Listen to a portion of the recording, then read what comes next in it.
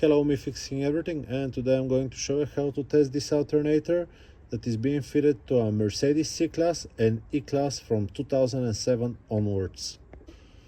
Something that is good to know before we start: you don't need to remove the alternator from the vehicle, you just need to disconnect the battery and the positive cable and the connector here on the side. I'll show you in a second. And you need a multimeter, mice with automatic range. Okay, now you can see that the alternator is moving. That's good, it's not blocked, because it happens. Sometimes the alternator gets stuck, mechanical problem. Now we'll test the electrics. What you need to do is remove the 13mm nut from here, remove the cable, the positive wire. Don't forget to disconnect the battery. Remove the communication wire here, unplug it, and now here sometimes there is 8mm nut, sometimes there is not, sometimes there is like a retaining clips. This plastics gets removed like this. This is the voltage regulator. Remove it with 7mm socket, yeah, like this. Here usually there is a cap, this one goes to the side. Now quickly we're gonna check the rotor.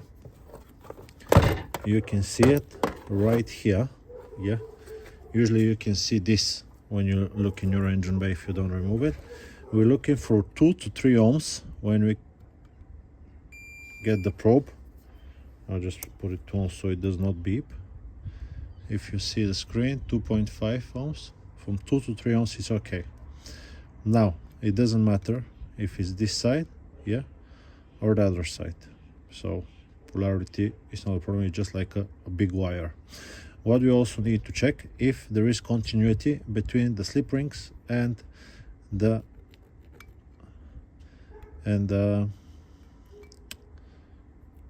casing of the alternator. This is 16 mega ohms, so that's okay. And now we'll check the other side. 17 mega ohms, that's perfectly fine. Mega ohms is a very large number, so it's like nothing. Now next thing we're going to check is the rectifier bridge. What you want to do: take the negative probe, black one, put it onto here. That's the post for the big red wires for the positive terminal, and touch here. Okay, this will check the diodes. We're looking for 0.5, 0.45, it's okay. 4.5 is okay. 4.5 is okay. So that's the first 3. You can take the opposite and see that they don't go back. Nothing, nothing, nothing. If it beeps, it's a problem, and it's showing like a 0, 0. Now what you're gonna do is take the positive, yeah, put it here and touch it onto this side. Can you see these 3? 1, 2, and the third one. So this means the rectifier bridge is perfectly fine. You can take it again, black one, open, open, open, nothing. Good, so the rectifier bridge is okay. Next thing we're gonna check is the stator winding. We want to go on the side of them and hear them beep. But most importantly, we want to get on one of them, yeah, put the other one here and see nothing. If you hear beeping, it's going in the bin, yeah. If it's shorted to the wall, because it is possible, most possible if you ask me, it's going to the bin. So this is okay. This whole thing should work perfectly fine. Now you still might not have voltage coming and not charging. The last culprit will be this one. What you can do, which is not testing the alternator, but you can check the voltage that comes to the cable when the ignition is on. If you have 8 volts, it's definitely the voltage regulator. Unfortunately, other than the brushes, you can see these brushes are brand new.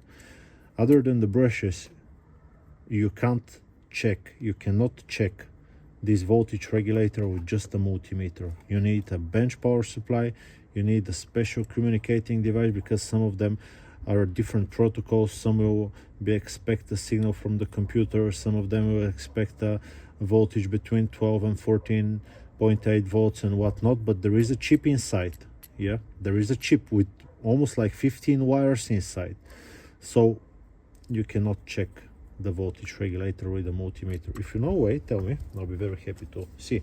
But that's generally what you can check on your alternator. Stator is okay, it's not shorted. Rotor is okay, it's not shorted. Rectifier bridge is okay. Brushes, look how long they are, perfectly fine. Other thing, it's the signal to the voltage regulator. I hope this video, and it turns. This one is not the best. Yeah, you can hear the bearing, but it does work. So that's how you can test. Some of them are 100 amperes, this is 170, some of them are a little bit less, but they're exactly the same. Yeah, I hope this video is being helpful to you. I'll just put it back now, and I will see you on to the next one. I'll be happy if you leave me a comment, or even if it's negative, I might not reply, but I'll still read it. That's it. Bye bye.